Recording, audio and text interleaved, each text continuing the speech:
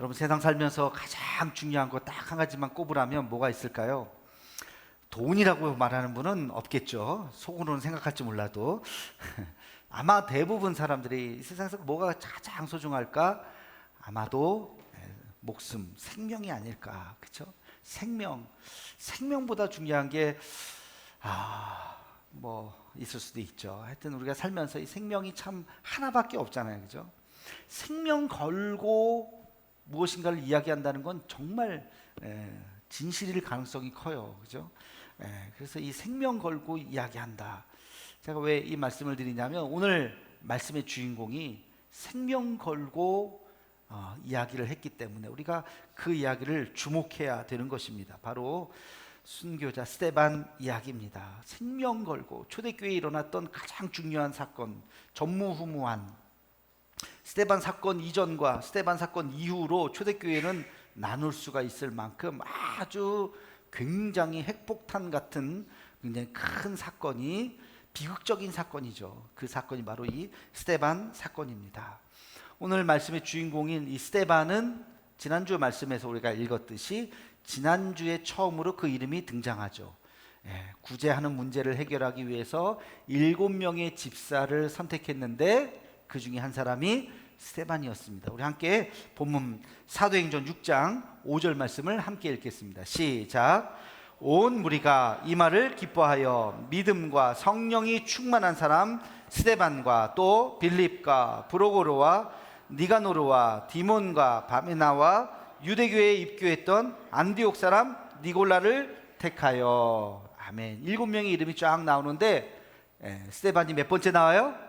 첫 번째 딱 나오네. 첫 번째. 아마 투표했으면 1번으로 된 굉장히 스데반, 모두가 이견이 하나도 없는 그 스데반이 나옵니다. 근데요, 이 스데반은 그 당시에 이제 그 구제하는 일, 명단을 찾아서 뽑고 매일매일 그 양식을 잘 공평하게 나눠주고 그 복잡한 일을 하기 위해서 뽑았지만 이분에게는 열정이 있었어요. 어떤 열정? 말씀을 전하고자 하는 그런 열정. 이 분명한 복음의 핵심을 알고 있었습니다. 구약의 말씀과 예수님이 어떻게 연결되는지, 우리가 기다렸던 그 메시아가 왜 십자가에 달리신 예수님인지에 대한 분명한 생각이 있었어요. 그렇기 때문에 아주 때를 얻든지 못 얻든지, 짬이 있든지 없든지 그 복음을 전하기를 원했던 분이십니다. 그러다가 문제가 생긴 거잖아요. 스데반이 이 사람들에게, 아마도 많은 사람들이 모여서 음식을 나눠주고, 그러니까 그들을 그냥 돌려보낼 수 없어서 잠시만 내 얘기를 들어주세요 하면서 복음을 전했던 그 순간 어떤 일이 일어났어요? 돌에 맞아 죽는 끔찍한 일이 벌어지게 되었던 것입니다. 왜 이런 일이 벌어지게 되었을까? 이 스데반의 순교, 이 사건, 이 이전과 이 이후는 초대교회가 완전히 다르죠. 완전히 달라요. 분기점이에요. 분기점. 우리는 여기서 이제 두 가지 중요한 질문을 해볼 수가 있어요. 첫 번째는 왜 이 스데반의 설교를 듣고 사람들이 분노했는가 하는 질문이에요. 왜? 그리고 하나님은 이 일을 어떻게 인도하셨는가? 여러분, 스데반의 설교하고 비교할 수 있는 설교가 하나 있죠. 누구의 설교예요?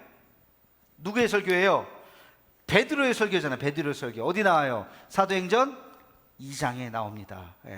처음 들으신 것처럼 눈을 동글동글하게 베드로의 설교가 나와요. 사도행전 2장에 베드로의 설교, 스데반의 설교. 한번 비교해서 여러분 한번 읽어보시면 같아야 달라요? 같을까요? 다를까요? 같아요. 이스라엘 역사를 쭉 이야기합니다. 그리고 나서 우리가 그렇게 기다렸던 그 메시아, 다윗 왕처럼 능력 있는, 이 나라를 구원해 줄 그 메시아를 기다렸는데, 그게 바로 우리가 십자가에 못 박은 그 예수가 우리의 메시아였습니다. 우리가 그분을 알아보지 못했습니다. 우리는 큰 죄를 지었습니다. 그래서 우리는 회개해야 됩니다. 주님을, 그분이 부활하신 주님을 우리가 믿어야 됩니다. 여러분, 이 얘기가 베드로의 설교고 스데반의 설교예요. 다른 점 하나도 없어요. 근데 베드로의 설교를 듣고는 사람들이 어떻게 했어요? 마음에 찔려 어찌할꼬 우리 어떻게 해야 되면 좋겠습니까? 이렇게 큰 죄를 지었는데 어떻게 했으면 좋겠습니까? 베드로가 뭐라 그래요? 회개하라. 그러면 하나님께서 성령을 주실 것이다. 그래서 회개했더니 3,000명, 그 다음 5,000명 회개하는 역사가 일어났어요. 근데 똑같은 설교를 했는데 스데반이 설교했더니 어떻게 됐어요? 이런 분노를 냈어요. 사람들이 분노를 하고 돌을 던져서 직결 심판으로 죽여버렸어요. 이 극과 극의 이 사건, 왜 그랬을까? 베드로가 설교를 더 잘하고 스데반은 설교를 좀 잘 못하고 그랬을까요? 베드로는 사도였으니까 뭔가 좀 설교에 권세가 있었고, 스데반은 집사였으니까 좀 권세가 없었고 그랬을까요? 그런 거 아니죠. 그런 거 아니에요. 근데 어떻게 이렇게 큰 엄청난 결과가 있었을까? 어떤 분이 그래요. 이걸 가만히 봤더니 하나의 큰 차이점을 발견했다. 베드로의 설교는 짧았고 스데반의 설교는 길었다. 설교 길면 돌 맞아 죽을 수도 있다. 굉장히 저도 위협을 느낍니다. 짧게 해야 돼. 사람들이 뭘 던질 수도 있어. 왜 그랬을까? 우리가 뭐 그걸 추측은 할 수 있겠지만 정확하게 성경에 대해서 그건 나오지 않아요. 근데 여기서 아주 더 중요한 것이 한 가지 있어요. 더 중요한 거, 하나님께서 각각의 이 설교로 나타난 그 결과를 어떻게 인도하셨는가 하는 거예요. 제 설교의 오늘 포인트가 바로 거기에 있습니다. 그리고 그거를 오늘 설교의 제목으로 잡은 거예요. 여러분, 베드로의 설교를 통해서 어떤 결과가 일어났어요? 베드로가 설교했더니 회개의 역사가 일어났고, 그래서 탄생한 것이 예루살렘 교회죠. 교회의 문을 여신 거예요. 드디어 교회의 시대로 들어가게 된 거예요. 복음서에는 교회가 나오자 이름만 한번 언급됐지 교회라는 걸 구조를 만들진 않으셨어요, 예수님이. 그러나 이 베드로의 설교를 통해서 예루살렘 교회라고 하는 이 교회가 등장하게 되고, 드디어 역사상 최초의 교회인 예루살렘 교회로부터 시작해서 오늘날까지 교회의 시대가 펼쳐지게 되었던 것입니다. 자, 그런데 이 스데반의 설교를 통해서 어떤 결과가? 스데반이 돌 맞아 죽는 끔찍한 비참한 그런 결과가 일어나게 되었어요. 근데 하나님께서는 이 결과를 통해서 어떻게 역사하셨는가? 순교의 길을 여셨어요. 순교의 길, 복음의 길을 여셨다고요. 이게 무슨 말이냐? 여러분, 복음 전한다고 해서 그냥 다 뭐 전하고 예수 믿고 그런 게 아니에요. 눈에 보이지 않지만 복음의 길이 있어요. 눈에 보이지 않지만 이 세상에도요, 공기의 길이 있어요. 공기의 길을 뭐라 그래요? 기류라고 그래요. 기류. 들어보셨어요? 굉장히 어려운 얘기인데 공기의 흐름이 있다고요. 공기의 흐름. 그 중에서 제트기류라는 게 있어요. 굉장히 빠르게 이 공기가 흘러가요. 뭐 과학적으로 이게 뭐 지구의 자전과도 관련이 있고 뭐 다 뭐 공존 주기 이런 거와 다 관련이 있지만 그런 거 다 빼고 하여튼 공기에 이 흐름이 있어요. 대기권 뭐 이런 게 있잖아요. 대류풍 뭐 해가지고 제트기류라고 하는 것이 있는데 그 뉴욕 어딘지 아시죠? 미국의 뉴욕에서 대서양을 건너서 런던까지 비행기로 가는데 제트기류를 딱 타고 가면 보통은 7시간 가는데 제트기류를 타고 가면 5시간이면 도착한답니다. 그게 어마어마한 그 공기의 흐름이에요. 기류가 있어요. 기류가. 또 바다에는 그냥 똑같죠. 바다 보면 그냥 똑같은 물 그냥 모여 있는 것 같은데 바다에 흐름이 있어요. 물의 흐름. 그걸 뭐라 그래요? 해류라고 그래요. 잘하시네. 이건 해류라고 그래. 해류가 있어요. 참치 있죠. 참다랑어가 일본에서부터 태평양을 건너서 캘리포니아, 미국 서부까지 왔다 갔다 한답니다. 근데 이 해류를 딱 타고 가면 얼마나 빠르게 가느냐? 참치가 워낙 빠르기도 하지만 시속 70에서 80km를 간대요. 어마어마한 속도로. 그러니까 이 해류라고 하는 것이 있어요. 해류에 잘못 휩쓸리면 안 돼요. 옛날에 니모의 모험인가 뭐 거기 영화 만화 영화에 보면 그 해류 나와요. 그 거북이가 해류 타고 막 하는 이야기가 나.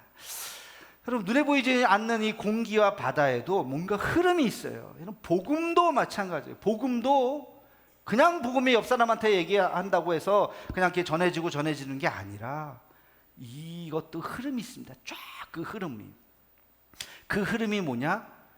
순교의 피예요. 순교의 피를 통해서 복음의 문이 열리는 거예요. 그럼 우리나라가 유례 없이 대한민국이 이렇게 복음화되고 지금 뭐 놀라운 한국 교회를 이렇게 만들었는데, 이 첫 출발이 언제냐? 1885년 언더우드 아펜젤로가 제물포항에 도착했던 그 날을 한국 선교의 최초의 날로 잡아요. 그래서 올해가 선교 140주년이다 그렇게 이야기를 합니다. 맞아요. 역사적인 기록이 그렇습니다. 그런데 놀랍게도 그 이전에 20여 년 전 1866년에 이 조선 반도에 순교의 피가 뿌려졌습니다. 여러분, 그게 누군지 아시죠? 바로 사진 보여주시면 토마스 선교사님. 토마스 선교사님이 원래 중국 선교사로 왔어요. 근데 아내가 죽고 여러 가지 또 선교회와의 갈등 속에서 이분이 선교를 잠시 내려놓습니다. 그리고 마음을 추스리고 있을 때 조선 사람들을 만나요. 여기 중국 사람들만 있는 줄 알았더니 똑같이 생겼는데 조선 사람이 있네. 조선어를 공부하기 시작해요. 그러다가 미국 상선이 이제 조선으로 간다는 이야기를 듣는데 거기에 통역할 사람이 필요하다라고 이제 사람 모집을 합니다. 거기에 이 토마스 선교사님이 가게 됩니다. 제너럴 셔먼호라고 하는 그 상선을 타고 이제 조선을 가게 되는데, 그 당시에 상선에 자기들이 이 물건을 지켜야 되니까 포도 있었고요, 총도 있었고요. 이게 군함인지 상선인지 비슷한 그런 이제 배가, 큰 배가 들어가게 된 거예요. 그 당시에 우리나라 1860년대는 쇄국 정책을 쓰고 있었어요. 더 이상 들어오지 마, 외부 침입은 안 돼 하고 경고를 했지만 제너럴 셔먼호가 대동강으로 들어오게 됩니다. 평양 땅으로. 거기서 어떻게 되겠어요? 전쟁이 일어났죠. 그러니까 제너럴 셔먼호가 이제 다 폭파가 되기 시작했어요. 불에 타고 사람들 다 뛰쳐나왔어요. 토마스 선교사님도 붙잡혔죠. 대동강변에 포박이 되어서, 사진 보여주시면 그 당시에 사진은 없었겠죠. 저 그림으로, 그 당시에 상상으로 그린 거, 저렇게 포박이 돼서 목이 잘려서 순교를 하게 됩니다. 근데 저분은 선교사잖아요. 복음 전하러 아시아까지 온 거잖아요. 내 한 목숨, 20대에 27살, 20대 이 젊은 나이에 이렇게 죽게 되었지만 내가 마지막으로 할 수 있는 거, 품 안에 있었던 한문으로 된 중국 성경, 이 성경을 그 옆에 있는 사람들에게 3권을 이렇게 읽으라고 나눕니다. 그리고 기도하고 순교를 당하죠. 그의 목을 쳤던 박충건이라고 하는 사람이 바로 평양 장대현 교회 최초의 성도가 됩니다. 세례받은 성도가 되고, 저건 조금 이따 보여줘야 되는데 그리고 나서 그 성경을 받아들였던 박영식이라고 하는 사람이 있어요. 그분이 이게 뭔지도 모르고, 이게 아이고 종이 보니까 질이 좋네, 성경을 잘게 찢어가지고 자기 방에다, 거의 여간방이었어요. 여간에 이렇게 구멍 난데 창호지를 이렇게 발랐어요. 그리고 바로 거기가 널다리골 교회가 됩니다. 여러분 잘 알듯이 1907년 평양 대부운동이 바로 거기에서 일어났어요. 그 놀라운 사건이 일어나는 그 현장, 그리고 이 토마스 선교사님의 목을 베었던 그 대동강변에 1932년에, 그러니까 일제시대죠. 그때 기독교인들이 모여서 이분을 기념해야 된다라고 하는 기념교회를 세웁니다. 이제 보여줘야 돼요.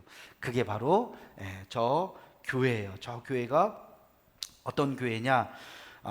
토마스 선교사 순교 기념교회, 1932년. 지금은 없어졌어요. 아마 우리가 통일이 된다면 제일 먼저 가서 세워야 될 교회가 아마 저 교회일 겁니다. 근데 놀라운 거는요, 저 터가 남았는데, 저 터에 2009년에 우리나라가 북한이랑 관계가 좀 좋았을 그때 2009년에 평양과기대 들어보셨죠? 평양과기대를 세웠는데, 그 세웠던 터가 알고 봤더니 저 교회가 세워진 그 터예요. 대동강변에 그렇게 토마스 기념교회가 세워졌던 그 터에 평양과학기술대학을 세웠던 것입니다. 하나님의 섭리는 이렇게 놀라워요. 여러분, 그 베드로의 설교를 통해서 하나님께서 교회의 시작을 알렸다면 스데반의 설교를 통해서 하나님께서는 그 비참한 죽음으로 끝난 것이 아니라 복음의 문을 여셨어요. 복음의 길을 내셨어요. 복음이 놀라운 역사를 가지고 복음이 이제 교회에 그 말할 수 없는 고속도로를 타면서 그것이 펼쳐지게 됩니다. 생명보다 더 귀한 것이 바로 이 복음이다 하는 것을 사람들이 깨닫게 돼요. 초대교회에 얼마나 많은 핍박이 있었습니까? 그 수많은 핍박 속에서 굴하지 않고 이 생명보다 가장 소중하다고 말하는 이 생명보다 더 귀한 것이 복음이다 하는 것을 사람들이 믿게 되고 스데반을 생각하면서 이 복음을 전하게 되었던 것입니다. 여러분, 우리의 삶도 마찬가지예요. 이 순교라고 하는 것은 고통스럽고 굉장히 두려운 것이지만 하나님께서는 이것을 통해서도 놀라운 역사를 일으킨다고 하는 이 사실을 잊지 말고 우리가 이 복음을 가슴 속에 잘 받아들이는 우리 모두가 되기를 주의 이름으로 축원합니다. 자, 이 사건을 통해서 우리가 두 번째 이런 질문을 할 수가 있습니다. 이 스데반의 순교가 초대교회에 어떤 영향을 미쳤을까? 어떻게 하나님께서는 이 초대교회를 역사하셨는가? 생각해보면 끔찍한 사건이잖아요. 비참한 사건이잖아요. 이들이 이 스데반의 장례를 치르면서 얼마나 슬펐을까요? 무엇을 생각할 수 있었을까요? 참담하잖아요. 그리고 이것은 스데반의 죽음 하나로 끝나는 것이 아니잖아요. 알다시피 그 다음에 예루살렘 교회가 완전히 핍박을 당했잖아요. 다 잡아. 그래서 예루살렘 교회는 이제 문 닫게 생겼어요. 더 이상 예루살렘 교회가 존속하기가 어려울 정도로 다 뿔뿔이 흩어질 수밖에 없는, 장례를 치르면서 너무나도 슬펐을 것입니다. 사도들도 이제 모일 수가 없는 그런 상황 속에서 어떤 일이 일어났는가? 우리 함께 우리 본문 말씀 58절 말씀을 함께 읽겠습니다. 시작. 성 밖으로 내치고 돌로 칠세 증인들이 옷을 벗어 사울이라 하는 청년의 발 앞에 두니라. 아멘. 자, 누가 등장해요? 사울. 사울이 누굽니까? 바울. 모르시는 분 계세요? 사울이 바울이 되었죠. 같은 사람이에요. 사울의 뜻은 큰 자. 아마 부모님이 이름을 지어줄 때 너는 큰 자가 되라. 여러분 이름 중에 대자 들어가신 분이 계시죠? 큰 사람이 되라. 대자 갖고 안 된다. 태자 들어가신 분 있죠? 큰 사람이 되라. 뭐 이런 그런 뜻으로 지어준 거예요. 뭐 이름이 좋아요. 사울. 근데 사울이 예수님을 믿고 나서 보니까 내가 큰 자가 되는 게 중요한 게 아니에요. 내가 큰 자가 될 수도 없어요. 자기는 지극히 작은 자예요. 그래서 사람들이 자기를 사울아 사울아 이렇게 부를 때마다 부담스러워. 그 이름이 나는 사울이 큰 자가 아닌데. 그래서 자기가 이름을 바꿨어요. 어떤 사람으로? 작은 자다. 그게 바울이에요. 바울. 그래서 이 바울이라는, 영어로 폴이죠. 폴. 그 이름을 좋아했어요. 그래서 자기가 이름을 바꾸고 바울이라고 했습니다. 근데 여기서 바로 이 사울이 처음으로 등장합니다. 근데 오늘 말씀해 보면 이 사울이라는 청년 발 앞에 옷을 벗어서 던졌다고 그랬어요. 이게 무슨 뜻인가? 옷을 왜 사울에게 던졌는가? 여러분 그 당시에 명백하게 죄를 지으면 직결 심판을 할 수가 있어요. 직결 심판. 가늠하다 현장에 잡힌 여인, 사람들이 돌로 쳐 죽이려고 그랬죠. 빼박이에요. 빼박이. 증거도 다 있어요. 현장에서 잡혔으니까 이거 뭐 어떻게 할 수가 없는 거예요. 거짓말을 할 수가 없어요. 그런 경우에는 이거 하나님 말씀을 명백하게 위반을 했을 때는 직결 심판을 할 수 있어요. 근데 그게 시민들이 하는 것이 아니라 누가 결정을 해줘야 돼요. 죽여라 하고. 그래야 돌을 던져서 죽일 수 있습니다. 이 스데반의 이 설교를 쫙 듣고 이거는 신성모독이다. 하나님의 이름을 모욕했다. 라고 결정을 하고 죽여라 라고 결정한 사람이 누구라? 사울이라는 거예요. 사울. 그래서 다 스데반의 설교를 듣고 있다가 딱 사울을 쳐다보고 있었던 거예요. 사울이 죽여. 저 용납할 수가 없어. 어떻게 저런 말을 해. 그러니까 사람들이 돌을 던지면서 옷을 사울 앞에 던진 것은 당신이 허락을 했습니다 당신이 이제 책임자입니다라고 하는 뜻이에요. 여러분, 사울이 젊었지만 잘 나가는 그 당시 아주 중요한 위치에 있었다는 것을 알 수가 있어요. 여러분, 이 사울은요, 이 스데반의 설교를 처음부터 끝까지 옆에서 다 들었겠죠. 사울이 보통 사람입니까? 사울도 율법에 능통했던 사람이에요. 여기까지는 맞는 얘기고 여기까지 맞는 얘기인데, 근데 듣다 보니까 갑자기 예수님 얘기가 등장하면서 갑자기 우리가 십자가에 못 박아 죽인 우리가 죄인이 돼버리는 그런, 그 당시에는 이 기독교인들이 유대교의 이단이라고 생각했어요.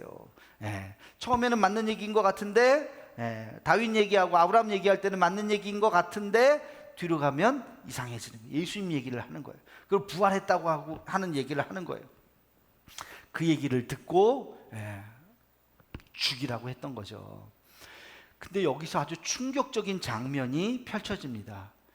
이 스데반이 돌을 맞아 죽으면서 바울이 옆에서 아마 팔짱 끼고 쫙 보고 있었겠죠. 그 고통스럽게 막 세상을 옮아가면서, 얼마나 돌에 맞으면 여러분 엄청 아픕니다. 한 방만 맞아도 죽을 때까지 돌에 맞는 거예요. 피가 튀기면서 그 얼굴이 얼마나 고통스러우면서 죽어가야 할 텐데, 오늘 말씀해 보니까 그렇지 않았어요. 우리 함께 같이 55절 56절 말씀을 함께 읽겠습니다. 시작. 스데반이 성령 충만하여 하늘을 우러러 주목하여 하나님의 영광과 및 예수께서 하나님 우편에 서신 것을 보고 말하되, 보라, 하늘이 열리고 인자가 하나님 우편에 서신 것을 보노라 한대. 아멘. 그가 하늘문을 열고 주님이 정말 두 팔 벌려서 스데반을 쫙 보는 그 모습을 봤던 거예요. 그러니까 그 얼굴이 고통스러운 얼굴이 아니라 너무나도 환해진 얼굴, 너무나도 환해진. 거기에다가 스데반이 뭐라고 얘기해요? 마지막에 저들의 죄를 용서해 주옵소서. 예수님이 하셨던 그 말을 그대로 하면서 돌에 맞아 죽습니다. 사울이 이것을 본 거예요. 사울이 이 스데반이 마지막에 돌 맞아 죽는 그 모습을 보면서 충격을 받았어요. 충격을. 독일의 신학자 헬무트 틸리케는 이 장면을 가리켜서 이렇게 이야기했습니다. 사울은 스데반의 피보다 그의 얼굴에 비친 빛을 더 두려워했다. 그것은 인간의 힘이 아닌 하늘의 평안이었기 때문이다. 인간의 힘이 아닌 하늘의 평안을 가지고, 여러분, 참는 데는 한계가 있어요. 이 악물고 내가 아파도 참는 거는요, 얼굴에 다 티가 나요. 한계가 있다고요.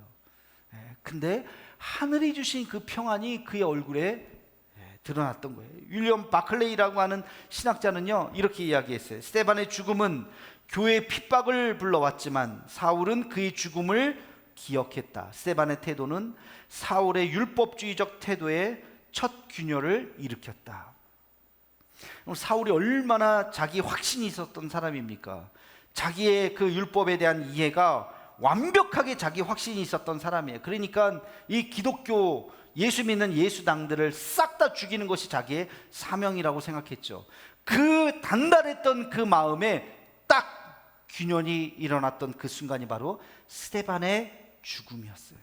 스데반의 죽음을 보면서 그런 충격을, 마음속에 큰 충격을 받게 되었던 것이죠. 그리고 그 다음 장면, 다메섹으로 가는 그 길에서 부활하신 예수님을 만나고 내가 왜 나를 핍박하느냐, 그 말씀에서 완전히 꼬꾸라지고 완전히 바뀌잖아요. 위대한 사도 바울이 되지 않습니까? 사도 바울의 마음속에는요, 한평생 원죄와 같은 빚진 마음, 바로 이 스데반의 죽음이 있었어요. 내가 스데반을 죽였도다 하는 그 마음, 그 빚진 마음. 그래서 나는 사도 중에서 가장 작은 자요, 죄인 중에 괴수라고 이야기했던 그 마음 속에 그 빚진 마음이 바로 이 스데반의 죽음, 그 장본이었기 때문에 그렇습니다. 그래서 이 빚을 갚기 위해서 그의 한평생을 살죠. 바울이라고 하는 영화가 몇 년 전에 개봉이 됐죠. 여러분, 우리 함께 같이 봤는데 그 영화가 참 잘 만들어졌는데, 저는 그 영화 중에서 가장 마지막 감동적인 장면이 바울이 이제 죽기 전에 막 비몽사몽 꿈을 꾸죠. 바울이 그 비몽사몽 괴로워하는 그 꿈이 스데반을 죽이는 그 장면이에요. 그 장면이 자기 마음속에 그다가 벌떡 일어나고 벌떡 일어나고, 그러다가 마지막 바울이 죽죠. 순교를 당하고 그 영화에서는 하늘나라에 가서 주님을 맞이하는 그때에 스데반을 만나는 그 장면으로 그 영화를 마무리합니다. 저는 굉장히 잘 만들었다. 뭐 영화지만 바울이 천국 가서 제일 먼저 이렇게 만났던 사람이 스데반이 아니었을까라고 그 영화에서 이야기를 하는 거예요. 바울의 마음속에는 그 스데반에 대한 그 자기의 죄책감, 그런 마음이 있었던 거죠. 여러분, 우리 이 장면을 잘 우리가 생각해야 돼요. 이 스데반의 이 순교의 이 죽음은 그냥 비참함으로, 절망으로 끝나지 않았어요. 하나님께서는 이것을 바로 사도 바울로 연결하는 기가 막힌 연결고리를 만드신 거예요. 그래서 위대한 사도 바울이 탄생하게 되었던 것입니다. 우리의 삶은 단순하지 않아요. 어떤 일이 벌어지면 이 일이 왜 벌어졌느냐, 원인이 한 개가 아닙니다. 여러 개예요. 그 원인이. 그 일이 벌어져서 그 결과도 한 개가 아니에요. 그 결과도 여러 개예요. 그러니까 이게 뭐 단순해서 어떻게 한마디로 이렇게 얘기할 수 있는 것이 우리의 삶이 아니에요. 위기는 기회라고 하죠. 반대로 기회가 위기가 될 수 있습니다. 여러분의 장점들이 있죠. 여러분의 그 장점들이 단점이 될 수도 있어요. 반대로 여러분 단점이라고 말하는 그 어떤 것이 장점이 될 수도 있어요. 말 잘하는 사람, 말 때문에 흥하면 말 때문에 망할 수도 있어요. 칼 잘 휘두르는 사람, 힘 때문에 흥하면 바로 그 힘 때문에 망할 수도 있어요. 고난이 축복이 되기도 하고, 여러분 형통함이 또 위기가 될 수도 있습니다. 그래서 우리는 두 가지를 기억해야 돼요. 어떤 어려움이 와도 지금이 끝이 아니라고 생각해야 돼요. 끝이 아니다. 시험에 실패했어요. 시험에 떨어졌어요. 잘 안 돼요. 에이, 끝났어 내 인생. 아니요. 뭐가 끝나요? 그냥 한 번 안 됐을 뿐이에요. 한 번 떨어졌을 뿐이에요. 거기가 끝이 아니라는 거예요. 또 반대로 잘 됐어요. 어떤 일이 뭐든지 잘 됐어요. 와 좋다? 아니요. 그 일 때문에 오히려 더 안 될 수도 있어요. 그래서 우리는 생각해야 됩니다. 그래서 나온 말이 있잖아요. 그 말이 뭐예요?